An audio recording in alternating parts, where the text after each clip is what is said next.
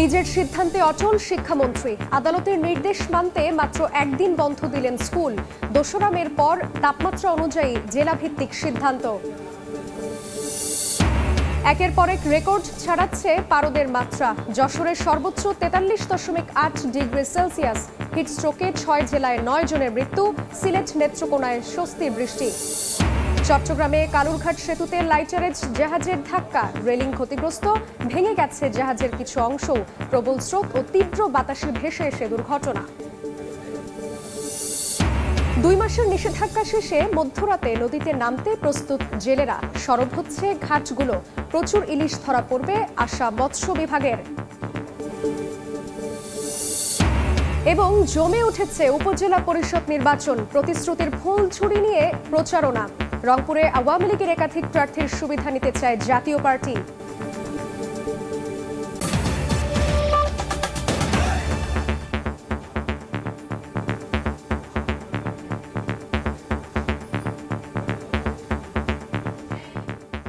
বাংলার সময়ের সঙ্গে আছি আমি জান্নাতুল সাদিয়া।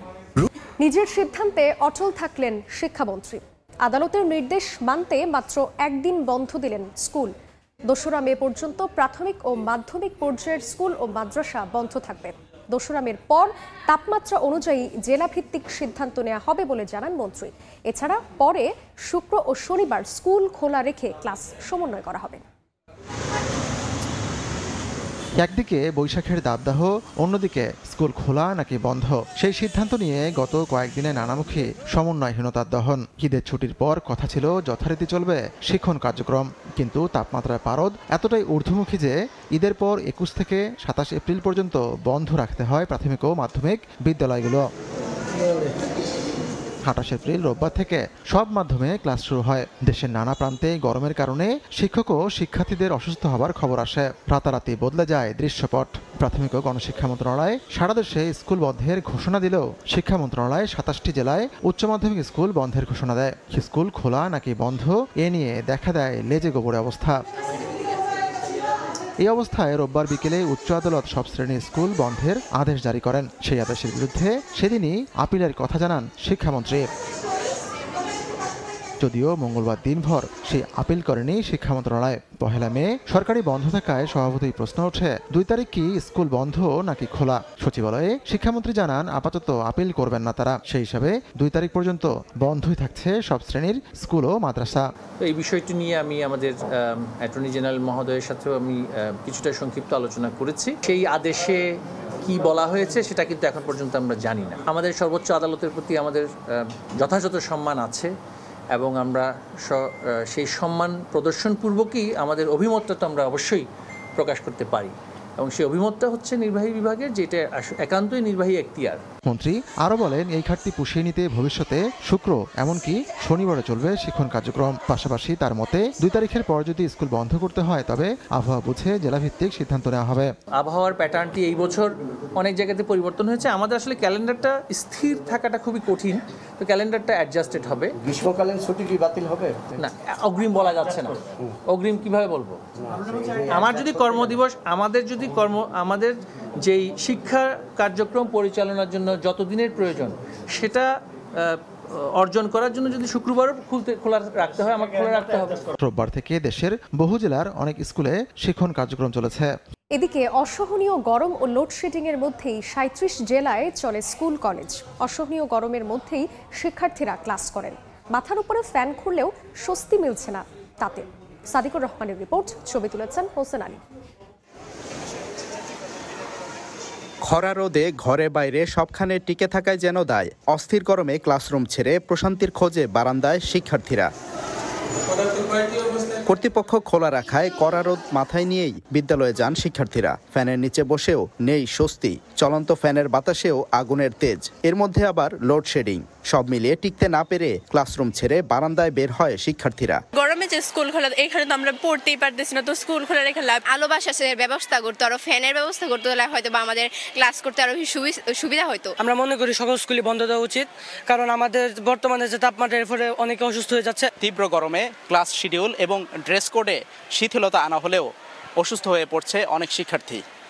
স্কুল কর্তৃপক্ষ বলছে মন্ত্রণালয়ের নির্দেশনা পেলে অনলাইন ক্লাস চালু করবেন তারা। অনলাইনে ক্লাস করানোর বিষয়ে এই ধরনের আমাদের এখনো মাধ্যমিক অধিদপ্তর থেকে কোনো পরিবর্তন জারি হয় নাই। আমরা এদিকে এখনো কোনো সিদ্ধান্ত নিচ্ছি না। সকাল 10টা থেকে বিকাল 4টা আমরা একটু সময়টা কমিয়ে নিয়ে আসছি। আমরা হয়তো বা 1টা-1.5টার দিকে ছুটি দিয়ে দিই আর কি। চলমান তাপপ্রবাহে অনলাইনে ক্লাস নেওয়ার দাবি শিক্ষার্থী অভিভাবকদের। সাদিকুর রহমান, সময় সংবাদ, ময়মনসিংহ। প্রচণ্ড গরমে অসুস্থ হয়ে পড়েছে গোপালগঞ্জের বেশ কয়েকজন শিক্ষার্থী। সকালে কাশিয়ানীর সিঙ্গা উচ্চ বিদ্যালয় ও সদরের কাজী জহুরুল হক কলেজের 2 ছাত্রী ক্লাসের মধ্যেই অসুস্থ হয়ে পড়েন। দ্রুত তাদের হাসপাতালে পাঠানো হয়। শিক্ষার্থীরা বলছে প্রচণ্ড রোদে স্কুলে যাওয়া আসায় বেগ পেতে হচ্ছে।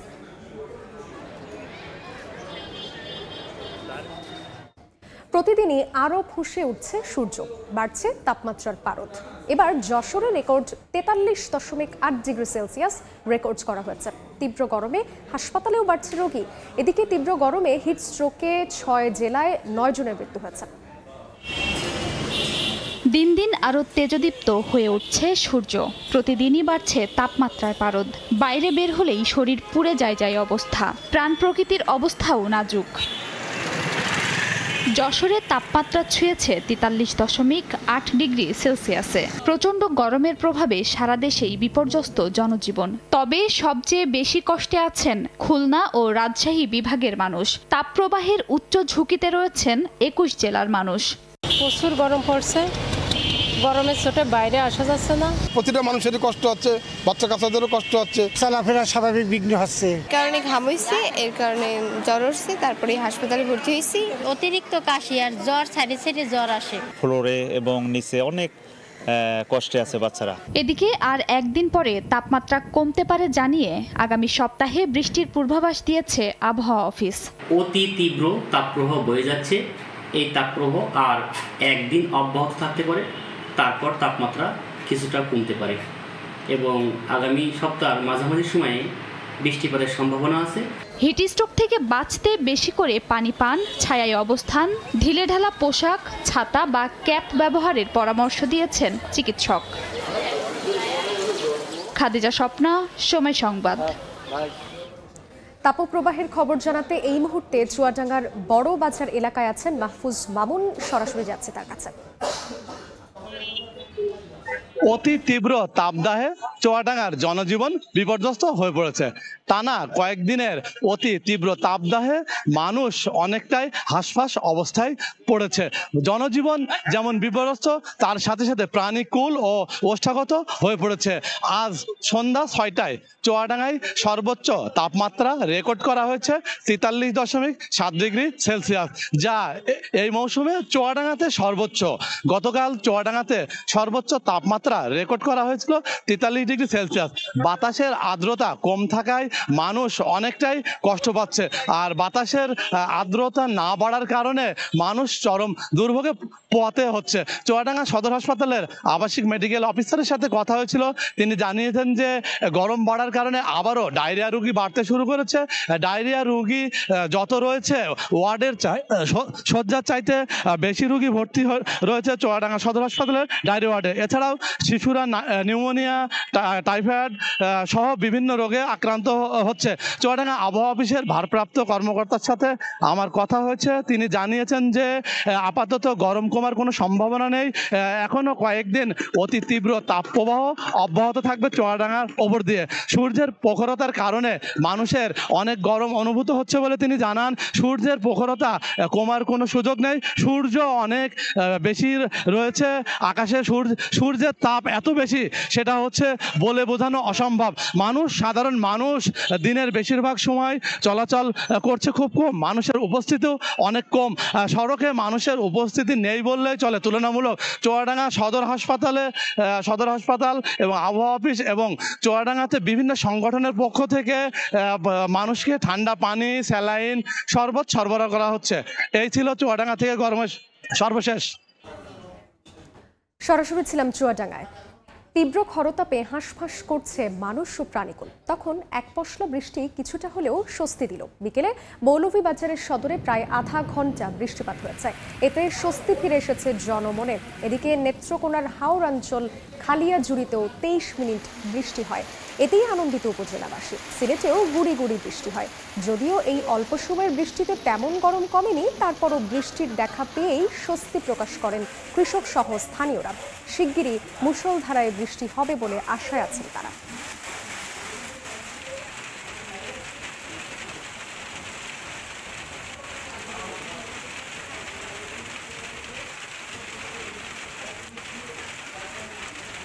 চট্টগ্রামে কালুরঘাট সেতুতে ধাক্কা দিয়ে আটকে গেছে লাইটারেজ জাহাজ। এতে সেতুর রেলিংয়ের কিছু অংশ ক্ষতিগ্রস্তের পাশাপাশি জাহাজেরও কিছু অংশ ভেঙে গেছে। দুপুর 1টার দিকে এমভি সমুদা 1 নামের জাহাজটি কালুরঘাট সেতুর মাঝ বরাবর ধাক্কা দেয়। জাহাজের শ্রমিকরা জানান, কর্ণফুলী নদীর পশ্চিম প্রান্তের AK খান ডক ইয়ার্ড থেকে প্রবল স্রোত এবং তীব্র বাতাসে জাহাজটি ভেসে এসে দুর্ঘটনা ঘটে। ঘটনার পর রেলওয়ে পূর্বাঞ্চলের সেতু প্রকৌশল বিভাগের কর্মকর্তা ও সেতুর সংস্কার কাজে নিয়োজিত ঠিকাদার সহ সংশ্লিষ্ট কর্মকর্তারা সেতু পরিদর্শন করছেন। দিক থেকে বেশি এসে ইঞ্জিন বিকল ছিল, এসে মেরে দিছে, বিরাট শব্দ হয়েছে। আবার ব্রিজের আটকানো ছিল, পরে অনেকক্ষণ পর প্রায় 1 ঘন্টা পরে ইঞ্জিন সচল করে সোজা করছে। মিশিং চালাইছে, মিশিং চালাই এর কভার করতে পারে না বাতাসের লেগে। একটা জাহাজ এদিকে হঠাৎ করে আস্তে আস্তে ভেসে ব্রিজের সাথে ধাক্কা খাইছে। বাতাসে ঠেলে নিয়ে আসতেছে, তখন ইঞ্জিন তো ফুল চালাইছে, ফুল স্পিড ইঞ্জিন চলতেছে, চালানোর পরেও কন্ট্রোল করে রাখতে পারি না।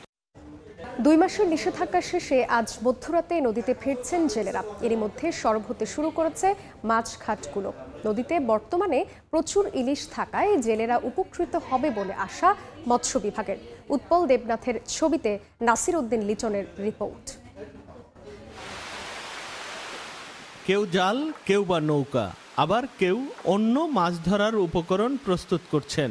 কেননা দীর্ঘ অপেক্ষা শেষে মাছ ধরতে সবাই নামবেন নদীতে। জাটকা সংরক্ষণের লক্ষ্যে প্রতি বছর 1 মার্চ থেকে 30 এপ্রিল ইলিশের সব অভয়াশ্রমে মাছ ধরায় নিষেধাজ্ঞা দেয় সরকার। 2 মাসের সেই নিষেধাজ্ঞা শেষে মধ্যরাত থেকে আবারও নদীতে মাছ ধরবেন জেলেরা। ভোলার নদীর তীরবর্তী জেলেপল্লীগুলো এখন কর্মচঞ্চল। 2 মাসের ক্ষতি পুষিয়ে নিতে নতুন উদ্যমে নদীতে নামতে প্রস্তুতি নিচ্ছেন তারা। অবরোধ শেষে আমরা নদীতে নামবো, আল্লাহ যদি মাছ দেয় তো আমরা আবার ইনশাআল্লাহ মাছ ধরবো। নদীতে মাছ গাছের অবস্থা তেমনটা সুবিধার হইলে তো ভালো, না হইলে তো আমরা শেষ। মৎস্য বিভাগ বলছে নদীতে এখন প্রচুর ইলিশ রয়েছে, এতে জেলেরা উপকৃত হবেন। ব্যাপক পরিমাণ আমাদের ইলিশ নদীতে রয়েছে এবং আমাদের জেলে ভাইয়েরাও এখন ইলিশ ধরার প্রস্তুতি নিচ্ছে। 30 এপ্রিল মধ্যরাত থেকে তারা মাছ ধরা শুরু করতে পারবে বৈধ জাল দিয়ে। ভোলায় 1,70,000 নিবন্ধিত জেলে রয়েছেন, কিন্তু নিষেধাজ্ঞাকালে 89,600 জন সরকারি খাদ্য সহায়তা পেলেও সুবিধার বাইরে ছিলেন 80,000 নিবন্ধিত জেলে। নাসির উদ্দিন লিটন, সময় সংবাদ, ভোলা। জমে উঠছে উপজেলা নির্বাচনের প্রথম ধাপের প্রচার প্রচারণা। তীব্র গরম উপেক্ষা করেই ভোটারদের দাঁড়ে দাঁড়ে ছুটছেন প্রার্থীরা। তবে যোগ্য প্রার্থীদেরকেই বেছে নিতে চান ভোটাররা। জাতীয় নির্বাচনের পর আবারও গ্রামগঞ্জ পাড়া মহল্লায় ভোটের আমেজ। দিনরাত এক করে নির্বাচনী এলাকায় অলিগলি চষে বেড়াচ্ছেন প্রার্থীরা।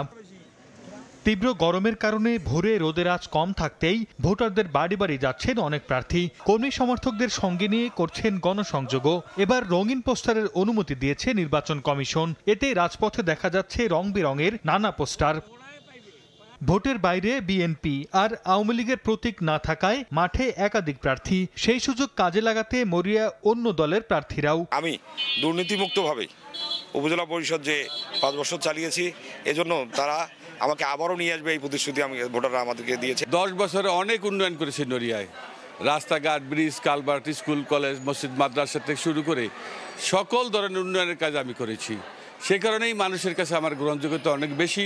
তবে সব হিসেব নিকেশ কষে যোগ্য প্রার্থীকেই বেছে নিতে চান ভোটাররা। আমরা এমন একজন প্রার্থী চাই যার মধ্যে সততা, নিষ্ঠা, আনুগত্য, দেশপ্রেম, শ্রদ্ধা, ন্যায়পরায়ণতা এবং সহযোদ্ধাদের প্রতি সহমর্মিতা থাকবে। এলাকার উন্নয়ন করতে পারবে, আমাদের গরিব দুঃখী যারা মানুষ আছে তাদের পাশে দাঁড়াইতে পারবে, সেই ব্যক্তিকে আমাদের বাছে নিতে হবে। এদিকে উপজেলা নির্বাচনে সেনাবাহিনী মোতায়েনের সিদ্ধান্ত নেই বলে জানিয়েছেন নির্বাচন কমিশন। আমাদের পুলিশ আছে, তারাই যথেষ্ট, এবং এছাড়া তো সার্বিকভাবে আমাদের র্যাব, বিজিবি, পুলিশের আর্ম ফোর্স আছে, আমাদের আনসার বাহিনী আছে, তারা তো সারাক্ষণই আমাদের গোয়েন্দারা আছেন, তারা সবসময় গোপনে খবর রাখছেন। আগামী 8 মে প্রথম ধাপে দেশের 152 উপজেলা পরিষদ নির্বাচনের ভোট অনুষ্ঠিত হবে। সর্দার মোহাম্মদ আরিফ, সময় সংবাদ। বরিশাল শেরেবাংলা মেডিকেল কলেজ হাসপাতালে অভিযান চালিয়ে 25 জন দালালকে আটক করা হয়েছে। অভিযান শেষে দুপুরের সংবাদ সম্মেলনে র্যাব জানায়, চিকিৎসা নিতে আসা রোগীদের নানাভাবে হয়রানির কয়েক দফা অভিযোগ পায় তারা। এর ভিত্তিতেই সকালে অভিযান পরিচালনা করা হয়। আটক করা হয় 25 দালালকে। এ সময় চিকিৎসা সেবা নিশ্চিতে সব ধরনের সহায়তার আশ্বাস দেন হাসপাতালের পরিচালক।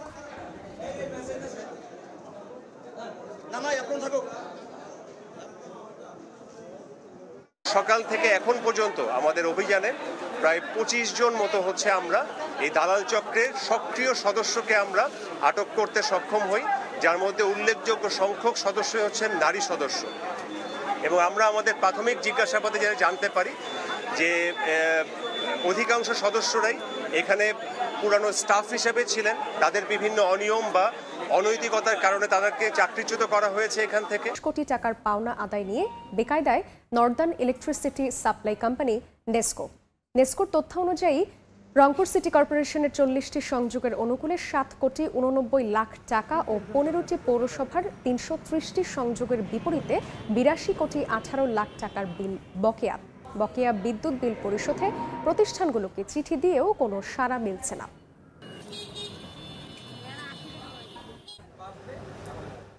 এ পর্যায়ে শীর্ষ সংবাদ জানিয়ে দিচ্ছি আরেকবার। নিজের সিদ্ধান্তে অচল শিক্ষামন্ত্রী, আদালতের নির্দেশ মানতে মাত্র একদিন বন্ধ দিলেন স্কুল। 2 মের পর তাপমাত্রা অনুযায়ী জেলা ভিত্তিক সিদ্ধান্ত। একের পর এক রেকর্ড ছাড়াচ্ছে পারদের মাত্রা। যশোরের সর্বোচ্চ 43.8 ডিগ্রি সেলসিয়াস। হিট স্ট্রোকে 6 জেলায় 9 জনের মৃত্যু। সিলেট নেত্রকোনায় স্বস্তির বৃষ্টি। এবং চট্টগ্রামে কালুরঘাট সেতুতে লাইটারেজ জাহাজের ধাক্কা, রেলিং ক্ষতিগ্রস্ত, ভেঙে গেছে জাহাজের কিছু অংশ। প্রবল স্রোত ও তীব্র বাতাসে ভেসে এসে দুর্ঘটনা।